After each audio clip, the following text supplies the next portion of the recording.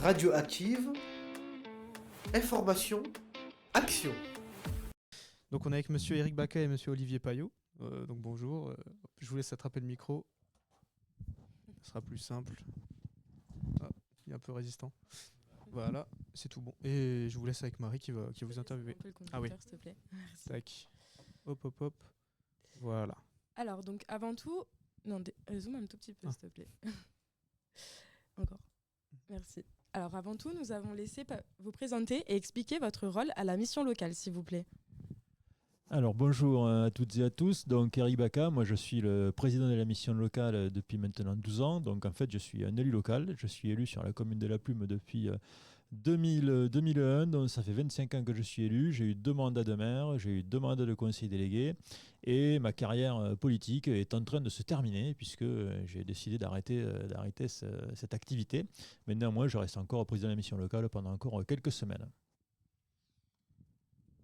Bonjour tout le monde, Olivier Payot, donc j'en suis le directeur depuis 25 ans, donc même temps qu'Eric, mais moi je continue pour l'instant, voilà, donc depuis 25 ans aux commandes de la mission locale. Très bien. Donc maintenant que les présentations sont faites, mais donc quelle est cette annonce ? On va fêter les 1 an de la web radio. Donc Mallory, je te laisse annoncer. Et pour cette occasion, avec Florian, on a décidé de faire un dernier petit gag. Alors, on vous présente du coup l'enfant de la web radio. Voilà, donc on vous laisse avec notre petit bébé. On vous le remet. Super. Voilà, ça représente du coup la web radio symboliquement. On trouvait ça sympa avec Florian de faire un petit gag d'adieu. C'est la mascotte. C'est la mascotte. Voilà, voilà. Et elle s'appelle comment ? Et on l'a surnommé Moignon entre nous, donc... Voilà. Voilà. Donc, cet événement donc, se passera au Montreur d'images le 3 avril de 13h30 à 17h30. Et que va-t-on faire en cette journée spéciale ? Un direct de 3 heures. Donc, donc forcément, 3 heures, c'est un peu long. Mais alors, on prévoit plein de petites choses, dont un concours vidéo. Donc, je vous laisse parler du concours, si vous voulez bien. Alors en fait, on a lancé un concours auprès de tous les jeunes du territoire pour qu'ils puissent, sur la base des podcasts que la web radio a effectués, a réalisés sur les entreprises, ils puissent en fait en faire un petit, comment on appelle ça, teaser pour voilà, le présenter en fait de façon, comment dire, pas pro, mais à leur façon. Et on va recevoir toutes ces réalisations au fur et à mesure jusqu'au 1er avril. Ensuite, on va se réunir pour sélectionner 3 d'entre eux et les 3 seront récompensés à l'occasion de l'inauguration avec des lots dont vous aurez la surprise le jour même. L'idée, c'est que les jeunes en fait puissent prendre connaissance de ce qu'ont fait les jeunes sur la web radio, ce qu'ils font, et puissent comprendre le lien qu'on veut créer avec les entreprises locales et donc les intéresser à notre magnifique web radio. Radioactive. Et donc, pourquoi cet événement ? Alors pourquoi cet événement déjà, donc la web radio, c'est vrai que ça fait 1 an, mais c'est un outil en fait qui manquait à la mission locale. Donc nous, notre objet en mission locale, c'est effectivement de faire participer les jeunes au fonctionnement de notre structure. Et on avait un comité consultatif jeunesse qui fonctionne un petit peu, mais il nous manquait un outil supplémentaire de communication notamment et de mettre en place en fait une communication entre nos jeunes et le milieu économique agenais nous paraissait très intéressant. Donc l'objet de cette action, elle réside surtout par ce fait. Très bien, merci. Et donc, Monsieur Bacca, avec toutes ces casquettes, vous devez voir beaucoup de profils de jeunes. Comment faites-vous pour vous adapter ? Comment je fais pour m'adapter ? Alors, donc je vois des jeunes en mission locale, mais bon, j'ai une activité professionnelle, je suis aussi enseignant, donc du coup je vois aussi des jeunes en fait tout le temps. Voilà. Je m'adapte effectivement en fonction de leurs envies. J'essaie de suivre un petit peu l'actualité, j'essaie un petit peu de les comprendre, mais en fait je les comprends je les comprends parce que eux m'apportent quelque chose. Je fais des ateliers en mission locale, des ateliers citoyens, et en fait, en écoutant, j'essaie d'adapter un petit peu mon discours, d'adapter mon positionnement pour essayer de rentrer un petit peu dans cette compréhension de la jeunesse qui évolue finalement. Alors en bien ou en mal, ça c'est pas moi de le dire, mais qui évolue certainement. Et voilà, je me nourris de ça en fait pour essayer de m'adapter au mieux à la situation et à ce qu'il faut essayer d'apporter quoi, justement à vous toutes et à vous tous. Très bien, merci. Et donc vous, Olivier, avec les années et l'évolution des jeunes, donc langage, vécu, etc., comment vous vous adaptez aux nouvelles générations ? Moi, je suis toujours jeune, en fait. Quand on travaille en mission locale, on est là pour les jeunes. Donc l'adaptation, elle est naturelle. Sinon, il faut faire autre chose, je pense. Donc forcément, les jeunes ont changé. Moi, quand j'étais jeune, alors qu'est-ce que c'est que la jeunesse, hein ? C'est physique, mais c'est aussi dans la tête. C'est vrai qu'on avait peut-être des fonctionnements différents. Déjà, on n'avait pas le téléphone, nous. Donc, ça change beaucoup de choses. Non, moi, j'ai aucun mal à m'adapter à la jeunesse. D'ailleurs, peut-être que vous pouvez vous exprimer aussi là-dessus. Je n'ai pas l'impression d'avoir du mal à m'adapter. C'est normal que les jeunes, ils apportent de la nouveauté, du changement. C'est logique, quoi. Moi, des fois, j'aurais peut-être même envie qu'ils en apportent encore davantage. Donc non, j'ai pas de soucis. C'est juste normal. Et de toute façon, c'est vous qui allez construire l'avenir. Donc c'est normal que vous puissiez apporter ce que vous avez envie d'apporter, puisque nous, à un moment donné, on sera plus là. Hein, donc c'est pour vous, quoi. Donc ça va, on n'est pas trop pénible. Sur ça. Pas du tout, non. Oh là là, je peux vous dire qu'il y a des périodes antérieures où les jeunes pouvaient être peut-être un peu plus pénibles. Aujourd'hui, non, j'ai vraiment pas l'impression que les jeunes sont pénibles. Nickel. Et justement, donc, puisqu'on a la chance de vous avoir tous les deux en même temps sur notre live, et que malheureusement, vous ne serez bientôt plus notre président, Monsieur Bacca, quel est le meilleur moment pour chacun d'entre vous dans cette collaboration à la tête de la mission locale d'Agen ? Quel est votre meilleur moment, en fait ? Alors, il n'y a pas de meilleur moment. Hein. Tout a été bien. Hein. Moi, en 12 ans, je n'ai pas... Enfin, 12 et 13 ans, puisque j'aurais fait un an aussi en tant qu'administrateur. Alors moi je dirais, ce qui a été bien déjà c'est notre relation commune. Hein. Pendant 12 ans on a eu que peu d'écueils finalement, enfin on a eu des écueils de fonctionnement à gérer, mais entre nous on n'a pas eu trop de soucis quoi, de compréhension, voire même de communication mentale sans que nous parlions, puisque je pense qu'il a souvent pris des orientations de décision où il m'en a parlé après, dont il savait parfaitement que ça a cadré avec ce qu'on souhaitait faire. Donc cette communion quand même, elle est très importante et elle est majeure pour le fonctionnement de notre structure, parce que si le président et le directeur ne s'entendent pas très bien, ça ne va pas forcément aussi bien marcher. Donc il n'y a pas un moment fort en particulier sur notre relation, c'est plutôt une constance et dans l'évolution aussi de la structure, parce que depuis 12 ans, notre mission locale elle a quand même aussi pas mal évolué, avec une multiplicité de dispositifs qui se sont créés et une considération politique aussi sur les territoires qui s'est affirmée, et ça c'était plutôt mon rôle en tant qu'élu au niveau de l'agglomération, de porter le message de cette mission locale et de faire comprendre aux autres élus que cette structure est importante et qu'elle est importante surtout pour vous les jeunes. Donc voilà, je dirais plutôt cette constance de notre relation, quels que soient en gros les embardés qu'il y ait eu. Et après, alors en termes d'anecdotes ou d'événements, puisque c'est aussi là, donc j'attends pour la prochaine question ou j'enchaîne. Avez-vous un événement marquant à nous raconter ?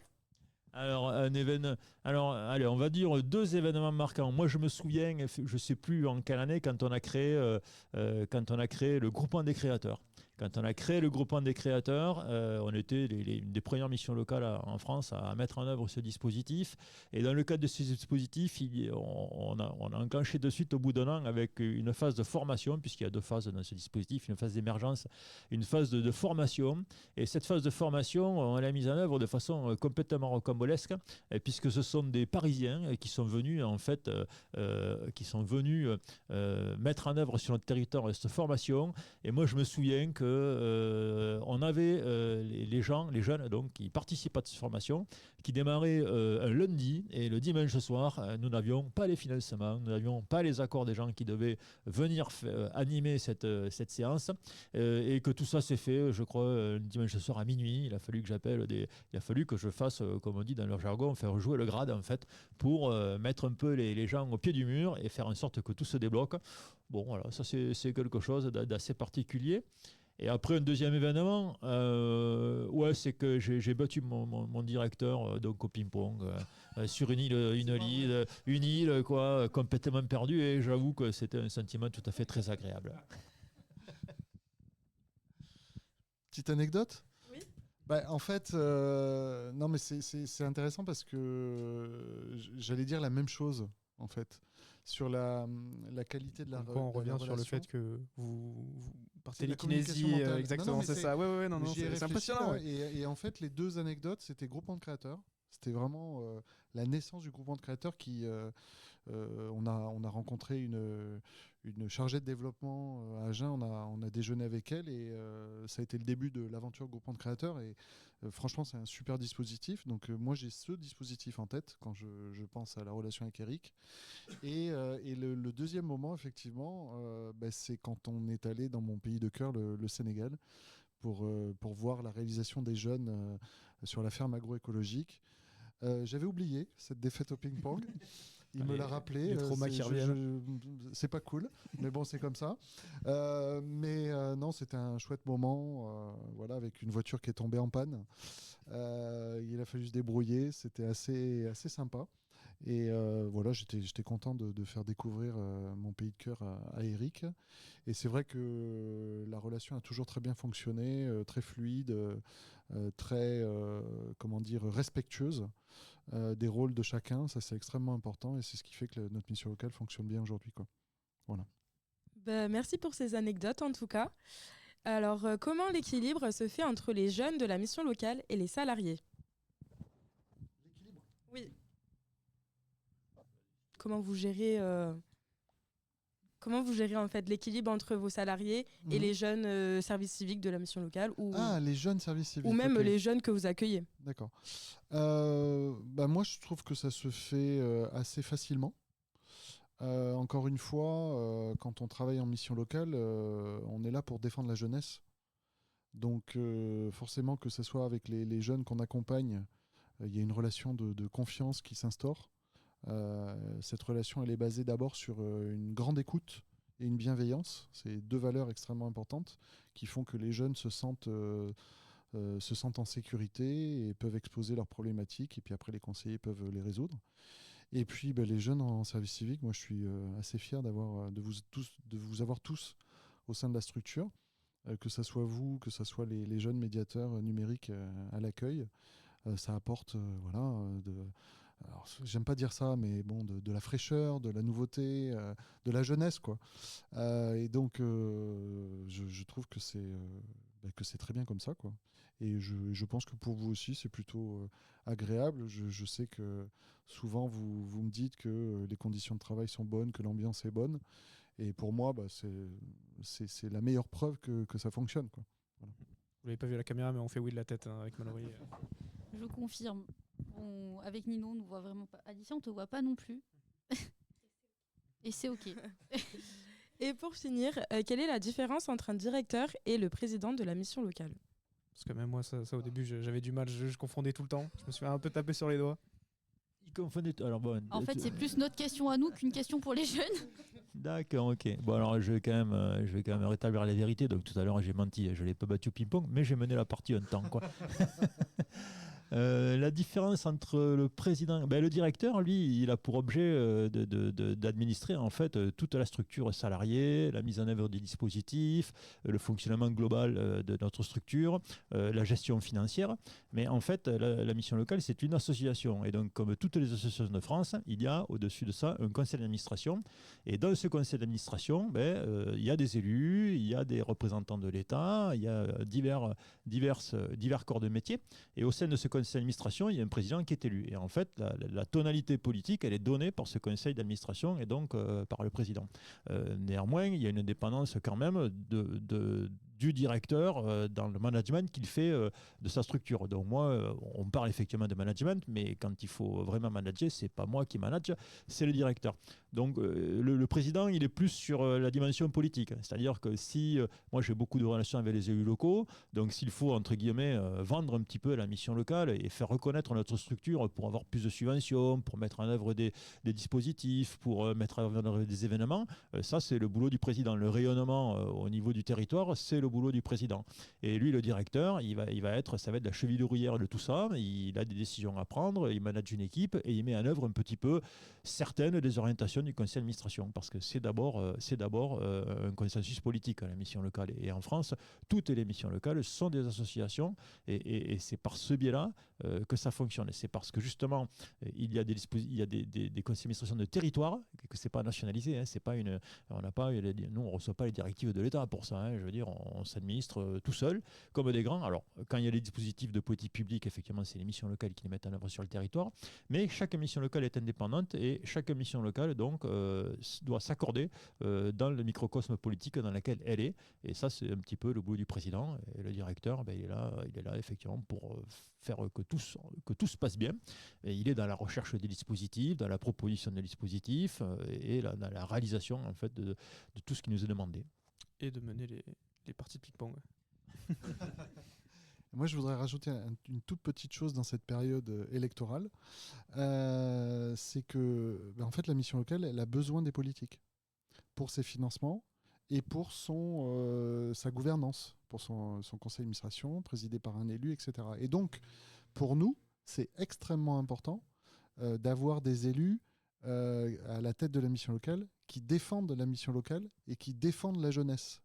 Donc, c'est un petit argument pour vous dire, à vous les jeunes, qu'il faut voter. Parce que je sais que la problématique du vote chez les jeunes, c'est un sujet. Tout actuel, hein, d'ailleurs. Voilà. Et voilà, par exemple, vous avez une preuve que pour nous, en particulier, on a besoin d'élus politiques. Il vaut mieux avoir des bons que des mauvais. Donc, il faut aller voter. C'est ça. Très bien, mais merci d'avoir répondu à nos questions, et d'avoir été avec nous. Radioactive, le savoir c'est le pouvoir.